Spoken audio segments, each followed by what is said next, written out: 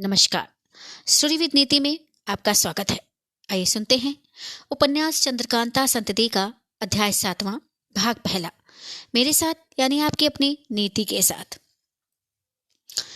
पिछले भाग में हम जान चुके हैं कि कमलिनी कौन है और वह क्यों विजयगढ़ के कुंवरों की मदद कर रही है। अब आगे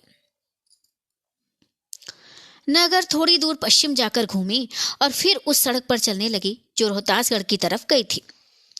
श्रोतागण स्वयं समझ सकते हैं कि नागर का दिल कितना मजबूत और कठोर था। उन दिनों जो रास्ता काशी से रोहतासगढ़ को जाता था वह बहुत ही भयानक और खतरनाक था। कहीं कहीं तो बिल्कुल ही मैदान में जाना पड़ता था और कहीं गहन वन में होकर दरिंदे जानवरों की दिल दहलाने वाली आवाजें सुनते हुए सफर भी करना पड़ता था। इसके अतिरिक्त उस रास्ते में लुटेरों और डाकुओं का डर तो हरदम ही बना रहता था। मगर इन सब बातों पर जरा भी ध्यान ना देकर नागर ने अकेले ही सफर करना पसंद किया। इसी से कहना पड़ता है कि वह बहुत ही दिलावर, निडर और संगदिल औरत थी। शायद उसे अपनी अय्यारी का भरोसा या घमंड हो, क्योंकि अय्यार लोग यमराज से भी नहीं डरते और जिस अय्यार का दिल इतना मजबूत ना हो उसे अय्यार कहना भी नहीं चाहिए। नगर एक नौजवान मर्द की सूरत बनाकर तेज और मजबूत घोड़े पर सवार होकर तेजी के साथ रोहतासगढ़ की तरफ जा रही थी। उसकी कमर में अय्यारी का बटुआ, खंजर, कटार और एक पत्थर कला भी था। दोपहर होते होते उसने लगभग 25 कोस का रास्ता तो तय ही कर लिया था। उसके बाद एक ऐसे गहन वन में पहुंची जिसके अंदर सूरज की रोशनी बहुत कम पहुंचती थी। केवल एक पगडंडी सड़क थी जिस पर बहुत संभल कर सवारों को सफर करना पड़ता था, क्योंकि उसके दोनों तरफ कटीले दरखत और झाड़ियां थी। इस जंगल के बाहर एक चौड़ी सड़क की भी थी जिस पर गाड़ी और छक्के वाले जाते थे, मगर घुमाव और चक्कर पड़ने के कारण उस रास्ते को छोड़कर घुड़सवार और पैदल लोग अक्सर इसी जंगल में से होकर जाया करते थे जिससे इस समय नागर जा रही है, क्योंकि इधर से कोई कोस का बचाव ही पड़ता था। एकाएक नागर का घोड़ा भड़का और रुककर अपने दोनों कान आगे की तरफ करके देखने लगा। नागर शहसवारी का फन बखूबी जानती और अच्छी तरह समझती थी, इसलिए घोड़े के भड़कने और रुकने से उसे किसी तरह का रंज नहीं हुआ, बल्कि वह चौकन्नी हो गई और बड़े गौर से चारों तरफ देखने लगी।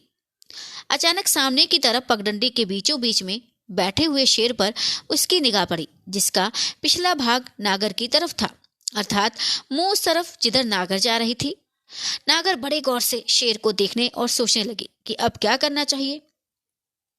अभी उसने कोई राय पक्की नहीं की थी कि दाहिनी बगल की झाड़ी में से एक आदमी निकलकर बढ़ा और बड़ी फुर्ती के साथ घोड़े के पास आ पहुंचा, जिसे देखते ही वह चौंक पड़ी और घबराहट के मारे बोल उठी, ओफ, मुझे बड़ा भारी धोखा दिया गया। साथ ही इसके वह अपना हाथ पत्थर कले पर ले गई, मगर उस आदमी ने इसे कुछ भी करने ना दिया। उसने नागर का हाथ पकड़कर अपनी तरफ खींचा और एक झटका ऐसा दिया कि वह घोड़े के नीचे आ रही। वह आदमी तुरंत उसकी छाती पर सवार हो गया और उसके दोनों हाथ कब्जे में कर लिए। यद्यपि नागर को विश्वास हो गया कि अब उसकी जान किसी तरह भी नहीं बच सकती, तो भी उसने बड़ी दिलेरी से अपने दुश्मन की तरफ देखा और कहा, बेशक उस हरामजादी ने मुझे पूरा धोखा दिया, मगर भूतनाथ, तुम मुझे मारकर जरूर पछताओगे। वह कागज जिसके मिलने की उम्मीद में तुम मुझे मार रहे हो तुम्हारे हाथ कभी नहीं लगेगा, क्योंकि मैं उसे अपने साथ लाई ही नहीं। यदि तुम्हें विश्वास ना हो तो मेरी तलाशी भी ले लो, और बिना वह कागज पाए मेरे या मनोरमा के साथ बुराई करना तुम्हारे हक में ठीक नहीं है। इसे तुम अच्छी तरह जानते हो। भूतनाथ बोले, अब मैं तुझे किसी तरह भी नहीं छोड़ सकता। मुझे विश्वास है कि वे कागजात जिनके सबब से मैं तुझ जैसी कमीने की ताबेदारी करने पर मजबूर हो रहा हूं, इस समय जरूर तेरे पास हैं, अथवा इसमें भी कोई संदेह नहीं कि कमलिनी ने अपना वादा पूरा किया हो और कागजों के सहित तुझे मेरे हाथ फंसाया। अब तू मुझे धोखा नहीं दे सकती, और न तलाशी लेने की नियत से मैं तुझे कब्जे से छोड़ ही सकता हूँ। तेरा जमीन से उठना मेरे लिए काल हो जाएगा, क्योंकि फिर तू हाथ नहीं आएगी। नागर, हैं तो क्या वह कमबख्त कमलिनी थी जिसने मुझे धोखा दिया? अफसोस, शिकार घर में आकर निकल गया। खैर, जो तेरे जी में आए कर, यदि मेरे मारने में ही तेरी भलाई हो तो मार, मगर मेरी एक बात सुन ले। भूतनाथ, अच्छा क्या कहती है बता, थोड़ी देर तक ठहर जाने में मेरा कोई हर्ष भी नहीं। नागर, इसमें तो कोई शक नहीं कि अपने कागजात जिन्हें तेरा जीवन चरित्र कहना चाहिए, उन्हें लेने के लिए ही तू मुझे मारना चाहता है। भूतनाथ, बेशक ऐसा ही है। यदि वह मुट्ठा मेरे हाथ का लिखा हुआ ना होता तो मुझे उसकी परवाह नहीं होती। नागर, हाँ ठीक है, परंतु इसमें भी कोई संदेह नहीं कि मुझे मारकर तू वे कागजात कभी नहीं पाएगा। खैर, जब मैं इस दुनिया से जाती हूँ तो क्या जरूरत है कि तुझे भी बर्बाद करती जाऊं। मैं तेरी लिखी चीजें खुशी से तेरे हवाले करती हूँ। मेरा दाहिना हाथ छोड़ दे, मैं तुझे बता दूं कि मुझे मारने के बाद वे कागजात तुझे कहाँ से मिलेंगे। भूतनाथ इतना डरपोक और कमजोर भी न था कि नागर को केवल दाहिना हाथ, जिसमें हरबे की किस्म से कांटा भी न था, छोड़ने से डर जाए। दूसरे उसने ये भी सोचा कि जब स्वयं ये कागजात देने को तैयार है तो क्यों ना ले लिए जाएं। कौन ठिकाना इसे मारने के बाद कागजात हाथ ना लगे। थोड़ी देर बाद सोच समझ विचार कर भूतनाथ ने नागर का दाहिना हाथ छोड़ दिया, जिसके साथ ही उसने फुर्ती से वह हाथ भूतनाथ के गाल में दबाकर फेरा। भूतनाथ को ऐसा मालूम हुआ कि नागर ने एक सुई उसके गाल में चुभो दी, मगर वास्तव में ऐसा ना था। नागर की उंगली में एक अंगूठी थी जिस पर नगीने की जगह स्याह रंग का कोई पत्थर जड़ा हुआ था। वही भूतनाथ के गाल में गड़ा, जिससे एक लकीर सी पड़ गई और जरा खून भी दिखाई देने लगा। पर मालूम होता है कि वह नुकीला स्याह पत्थर जो अंगूठी में जड़ा हुआ था किसी प्रकार का जहर हलाहल था, जो खून के साथ मिलते ही अपना काम कर गया, क्योंकि उसने भूतनाथ को बात करने की मोहलत ना दी। वह एकदम चक्कर खाकर जमीन पर गिर पड़ा और नागर उसके कब्जे से छूटकर अलग हो गई। नागर ने घोड़े की बागडोर जो चार जामे में बंधी हुई थी खोली और उसी से भूतनाथ के हाथ पैर बांधने के बाद एक पेड़ के साथ कस दिया। इसके बाद उसने अपनी अय्यारी के बटुए में से एक शीशी निकाली जिसमें किसी प्रकार का तेल था। उसने थोड़ा तेल उसमें से भूतनाथ के गाल पर उसी जगह जहां लकीर पड़ी हुई थी मली। देखते ही देखते उस जगह एक बड़ा फफोला पड़ गया। नागर ने खंजर की नोक से उस फफोले में छेद कर दिया, जिससे उसके अंदर का कुल जहरीला पानी निकल गया और भूतनाथ होश में आ गया। क्यों बेकम्बक, नागर बोली, अपने की सजा पा चुका या कुछ कसर है तूने देखा? मेरे पास कैसी अद्भुत चीज है, अगर हाथी भी हो तो इस जहर को बर्दाश्त ना कर सके और मर जाए। तेरी क्या हकीकत है? भूतनाथ, बेशक ऐसा ही है, और अब मुझे विश्वास हो गया कि मेरी किस्मत में जरा भी सुख भोगना बदा नहीं है। नागर, साथ ही इसके तुझे ये भी मालूम हो गया कि इस जहर को मैं सहज ही में उतार भी सकती हूँ। इसमें संदेह नहीं कि तू मर चुका था, मगर मैंने इसलिए तुझे जिंदा किया कि अपने लिखे हुए कागजों का हाल दुनिया में फैला हुआ तू स्वयं देख और सुन ले, क्योंकि उससे बढ़कर कोई दुख तेरे लिए नहीं है। पर यह भी देख ले कि उस कमबख्त कमलिनी के साथ मैंने क्या किया, जिसने मुझे धोखे में डाला था। इस समय वह मेरे कब्जे में है, क्योंकि कल वह मेरे घर में जरूर आकर टिकेगी। अब मैं समझ गई कि रात वाले अद्भुत मामले की जड़ भी वही है। जरूर ही इस मुर्दे शेर को रास्ते में तूने बैठाया होगा। भूतनाथ, अब की दफे मुझे माफ करो, जो हुक्म दोगी मैं करने को तैयार हूँ। नागर, मैं अभी कह चुकी हूँ कि तुझे मारूंगी नहीं, फिर इतना क्यों डरता है? भूतनाथ, नहीं नहीं, मैं वैसी जिंदगी नहीं चाहता जैसी तुम देती हो। हाँ, यदि इस बात का वादा करो कि वे कागजात किसी दूसरे को ना दोगी तो मैं वह सब काम करने को तैयार हूँ जिन्हें पहले इनकार करता था। नागर, मैं ऐसा कर सकती हूँ, क्योंकि आखिर तुझे जिंदा छोड़ूंगी ही, और यदि मेरे काम से तू जी ना चुरावेगा तो मेरे कागजात भी बड़ी हिफाजत से रखूंगी। हाँ, खूब याद आया, उस चिट्ठी को तो जरा पढ़ना चाहिए जो उस कमबख्त कमलिनी ने यहाँ कहकर दी थी कि मुलाकात होने पर मनोरमा को दे देना। ये सोचते ही नागर ने बटुए में से एक चिट्ठी निकाली और पढ़ने लगी तो उसमें ये लिखा हुआ था, जिस काम के लिए मैं आई थी, ईश्वर की कृपा से वह काम बखूबी हो गया। वे कागजात इसके पास हैं, ले लेना। दुनिया में ये बात मशहूर है कि उस आदमी का जहान से उठ जाना ही अच्छा है जिससे भलों को कष्ट पहुंचे। मैं तुमसे मिलने के लिए यहाँ बैठी हूँ। नागर, देखो, नालायक ने चिट्ठी भी लिखी तो ऐसे ढंग से यदि मैं चोरी से पढ़ूं भी तो किसी तरह का शक न हो और इसका पता भी न लगे कि ये भूतनाथ के नाम लिखी है या मनोरमा के। स्त्रीलिंग और पुल्लिंग को भी बचा ले गई। उसने तो यही सोच के चिट्ठी मुझे दी होगी कि जब ये भूतनाथ के कब्जे में आ जाएगी और वह इसकी तलाशी लेगा तो ये चिट्ठी उसके हाथ में लग जाएगी, और जब ये पढ़ेगा तो नागर को अवश्य मार डालेगा और फिर तुरंत आकर मुझसे मिलेगा, जिससे वह किशोरी को छुड़ा ले। अच्छा कमबख्त, देख मैं तेरे साथ क्या सलूक करती हूँ। भूतनाथ, अच्छा, इतना वादा तो मैं कर ही चुका हूँ कि हर तरह से तुम्हारी ताबेदारी करूंगा और जो कुछ तुम कहोगी बेउज्र बजा लाऊंगा। अब इस समय मैं तुम्हें एक भेद की बात बताता हूँ जिसे जानकर तुम बहुत ही प्रसन्न होगी। नागर, कहो, क्या कहते हो? शायद तुम्हारी नेक चलने का सबूत यही मिल जाए। भूतनाथ, मेरे हाथ तो बंधे हैं, खैर तुम ही आओ। मेरी कमर से खंजर निकालो, उसके साथ एक पुर्जा बंधा है, खोलकर पढ़ो और देखो क्या लिखा है। नागर भूतनाथ के पास गई और उसकी कमर से खंजर निकालना चाहा, मगर खंजर पर हाथ पड़ते ही उसके बदन में बिजली दौड़ गई और वह कहां पर जमीन पर गिरते ही बेहोश हो गई। भूतनाथ पुकार उठा, वाह मारा। उस लक्ष्मी खंजर का हाल जो कमलिनी ने भूतनाथ को दिया था, जो है श्रोतागण बखूबी जानते ही हैं। कुछ सुनाने की यहाँ या लिखने की आवश्यकता नहीं है। इस समय वही खंजर भूतनाथ की कमर में था। उसकी तामीर से नागर बिल्कुल बेखबर थी। वह नहीं जानती थी कि जिसके पास उसके जोड़ की अंगूठी ना हो वह उस खंजर को छू नहीं सकता। अब भूतनाथ का जी ठिकाने हुआ और वह अपने छूटने का उद्योग करने लगा, परंतु हाथ पर बंधे रहने के कारण कुछ ना कर सका। आखिर वह जोर जोर से चिल्लाने लगा, जिससे किसी आते जाते मुसाफिर के कान में आवाज पड़े तो वह आकर उसको छुड़ावे। 2 घंटे बीत गए मगर किसी मुसाफिर के कान में भूतनाथ की आवाज ना पड़ी और तब तक नागर भी होश में आकर उठ बैठी। हम ऊपर सुना आए हैं कि राजा वीरेंद्र सिंह तिलस्मी खंडहर से तारा सिंह और जिसमें दोनों कुमार थे सब गिरफ्तार हो गए हैं। वहां से निकलकर रोहतास की तड़गढ़ की तरफ रवाना हुए हैं। तो तेज सिंह उनसे कुछ कह सुनकर अलग हो गए और उनके साथ रोहतासगढ़ ना गए। अब हम ये लिखना मुनासिब समझते हैं कि राजा वीरेंद्र सिंह से अलग होकर तेज सिंह ने क्या किया। एक दिन और रात उस खंडहर के चारों तरफ जंगल और मैदान में तेज सिंह घूमते रहे, मगर कुछ काम तो ना चला। दूसरे दिन वे एक छोटे से पुराने शिवालय के पास पहुंचे, जिसके चारों तरफ बेल और पारिजात के पेड़ बहुत ज्यादा थे, जिसके सबब से वे स्थान बहुत ठंडा और रमणीक मालूम होता था। तेज सिंह शिवालय के अंदर गए और शिवजी का दर्शन करने के बाद बाहर निकल आए।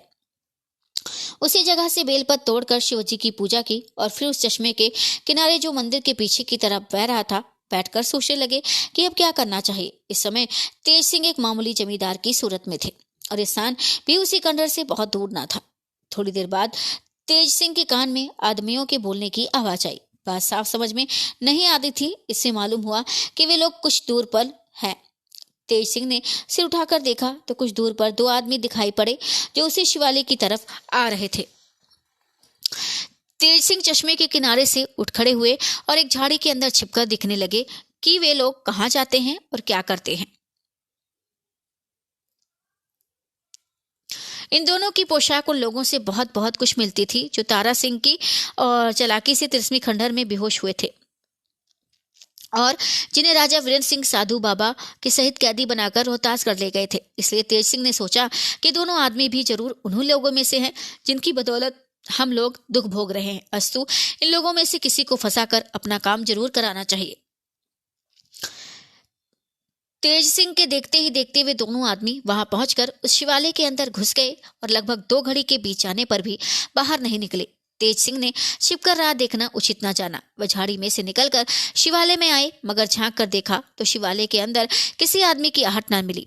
ताज्जुब करते हुए शिवलिंग के पास तक चले गए, मगर किसी आदमी की सूरत दिखाई न पड़ी। तेज सिंह तिलस्मी कारखानों और अद्भुत मकानों तथा तहखानों की हालत से बहुत कुछ वाकिफ हो चुके थे, इसलिए समझ गए कि शिवालय के अंदर कोई गुप्त राह या तहखाना अवश्य है और इसी सबब से ये दोनों आदमी गायब हो गए।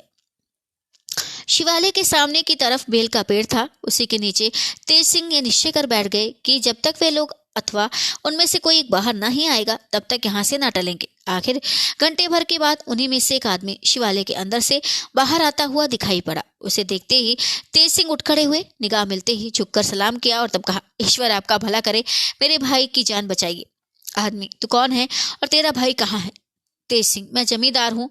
उस झाड़ी की दूसरी और मेरा भाई है। बेचारी को एक बुढ़िया व्यर्थ मार रही है। आप पुजारी जी हैं, धर्मात्मा हैं, किसी तरह मेरे भाई को बचाइए, इसलिए मैं यहाँ आया हूँ। बस अब देर न कीजिए, ईश्वर आपका भला करे।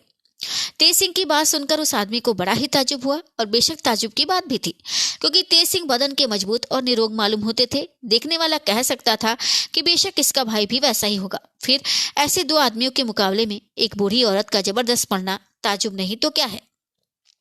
आखिर बहुत सोच विचार कर उस आदमी ने तेज सिंह से कहा, खैर चलो देखें वे बुढ़िया कैसी पहलवान है। उस आदमी को साथ ले हुए तेज सिंह शिवालय से कुछ दूर चले गए और एक गुंजान झाड़ी के पास पहुंचकर इधर उधर घूमने लगे। आदमी, तुम्हारा भाई कहाँ है? तेज सिंह, उसी को तो ढूंढ रहा हूँ। आदमी, क्या तुम्हें याद नहीं कि उसे किस जगह छोड़ गए थे? तेज सिंह, राम राम, कैसे बेवकूफ से पाला पड़ा है। अरे कमबख्त, जब जगह याद नहीं तो यहाँ तक कैसे आए? आदमी, पाजी कहीं का, हम तो तेरी मदद को आए और तू हमें ही कमबख्त कहता है। तेज सिंह, बेशक तू कमबख्त बल्कि कमीना है। तू मेरी मदद क्या करेगा जब तू अपने को ही नहीं बचा सकता? इतना ही सुनते ही वह आदमी चौकन्ना हो गया और बड़े गौर से तेज सिंह की तरफ देखने लगा। जब उसे निश्चय हो गया कि यह कोई अय्यार है, तब उसने खंजर निकालकर तेज सिंह पर वार किया। तेज सिंह ने वार बचाकर उसकी कलाई पकड़ ली और एक झटका ऐसा दिया कि खंजर उसके हाथ से छूटकर दूर जा गिरा। और वह कुछ चोट करने की फिक्र में था कि तेज सिंह ने उसकी गर्दन में हाथ डाल दिया और बात की बात में जमीन पर दे मारा। वह घबरा कर चिल्लाने लगा, मगर इससे भी कुछ काम ना चला, क्योंकि उसकी नाक पे बेहोशी की दवा जबरदस्ती ठोसी गई और एक छींक मारकर वह बेहोश हो गया। उस बेहोश आदमी को उठाकर तेज सिंह एक ऐसी झाड़ी में घुस गए जहां से आते जाते मुसाफिरों को वो बखूबी देख सकते, मगर उन पर किसी की निगाह नहीं पड़ती। उस बेहोश आदमी को जमीन पर लिटा देने के बाद तेज सिंह चारों तरफ देखने लगे और जब किसी को ना पाया तो धीरे से बोले, अफसोस इस समय मैं अकेला हूँ। यदि मेरा कोई साथी होता तो इसे रोहतास कर भिजवा कर बेखौफ हो जाता और बेफिक्री के साथ काम करता। खैर कोई चिंता नहीं, अब किसी का तरह का काम तो निकालना ही पड़ेगा। तेज सिंह ने अय्यारा का बटुआ खोला और आईना निकालकर सामने रखा। अपनी सूरत ठीक वैसी ही बनाई जैसा कि वह आदमी था। इसके बाद अपने कपड़े उतार कर रख दिए और उसके बदन से कपड़े उतार कर आप पहन लेने के बाद उसकी सूरत बदलने लगे। किसी तेज दवा से उसके चेहरे पर कई जख्म के दाग ऐसे बनाए कि सिवाय तेज सिंह के दूसरा कोई छुड़ा ही नहीं सकता था, और मालूम ऐसा होता था कि ये जख्म के दाग कई वर्षों से उसके चेहरे पर मौजूद हैं। इसके बाद उसका तमाम बदन एक स्याह मसाले से रंग दिया। इसमें यह गुण था कि जिस जगह लगाया जाए वह आबनूस के रंग की तरह स्याह हो जाए, और जब तक अकेले के अर्क से ना धोया जाए वह दाग किसी तरह न छूटे, चाहे वर्षों बीत जाए। वह आदमी गोरा था, मगर अब पूर्ण रूप से काला हो गया। चेहरे पर कई जख्म के निशान भी बन गए। तेज सिंह ने बड़े गौर से उसकी सूरत देखी और इस ढंग से गर्दन हिलाकर उठ खड़े हुए कि जिससे उनके दिल का भाव साफ झलक गया। तेज सिंह ने सोच लिया कि बस इसकी सूरत बखूबी बदली गई, अब और कोई कारीगरी करने की आवश्यकता नहीं। और वास्तव में ऐसा ही था। दूसरे की बात तो दूर रही, यदि उसकी माँ भी उसे देखती तो अपने लड़के को कभी भी न पहचान सकती। उस आदमी की कमर के साथ अय्यारी का बटुआ भी था।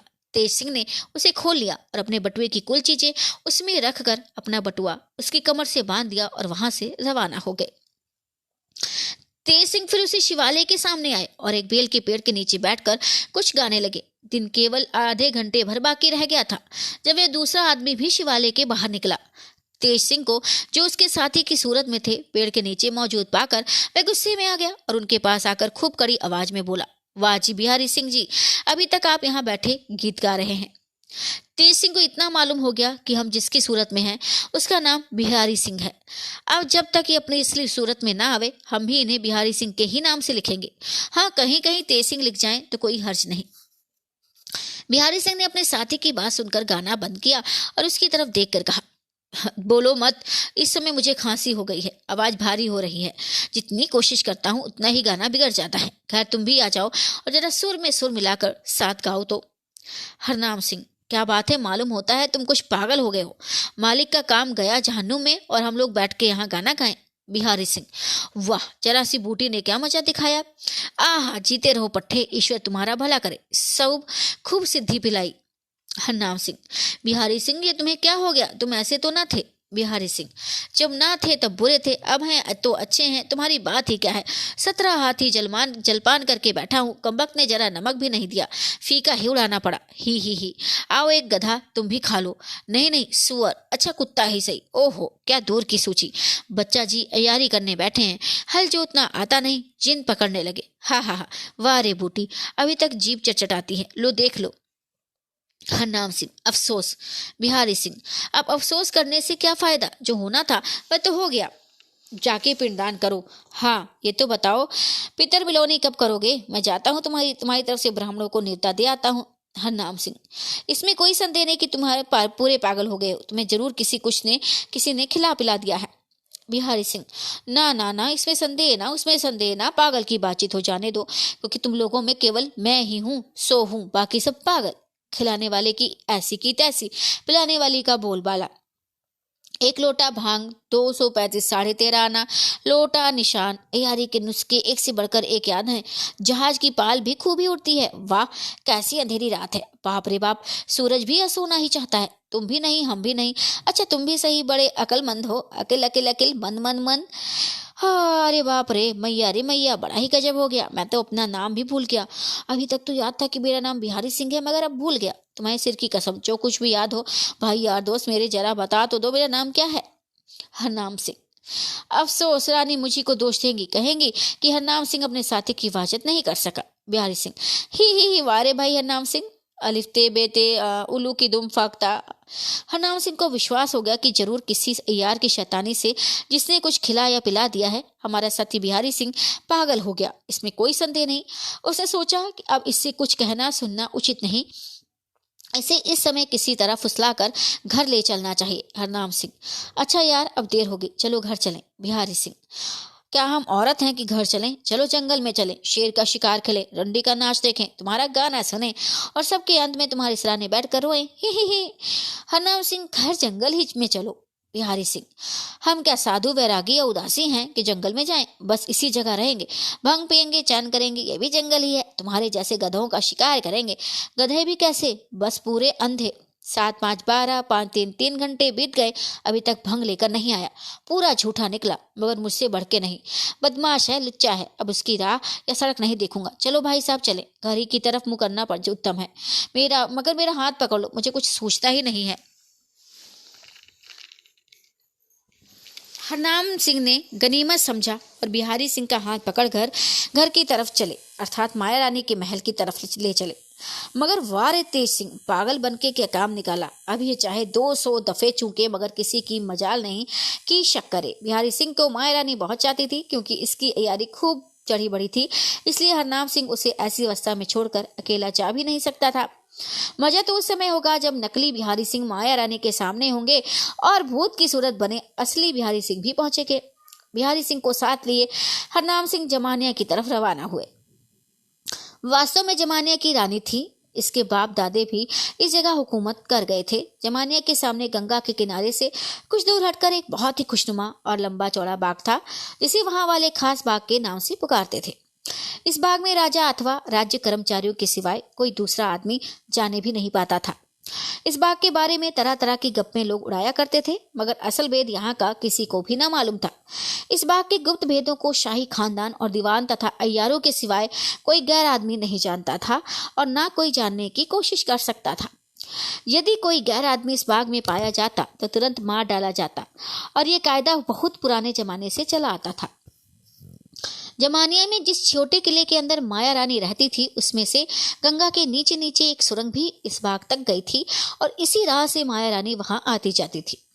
इस सबब से माया रानी का इस बाग में आना यहाँ से जाना खास आदमियों के सिवाय किसी और को गैर मालूम ना होता था। किले और इस बाग का खुलासा हाल श्रोतागणों को स्वयं मालूम हो जाएगा। इस जगह विशेष लिखने की कोई आवश्यकता नहीं।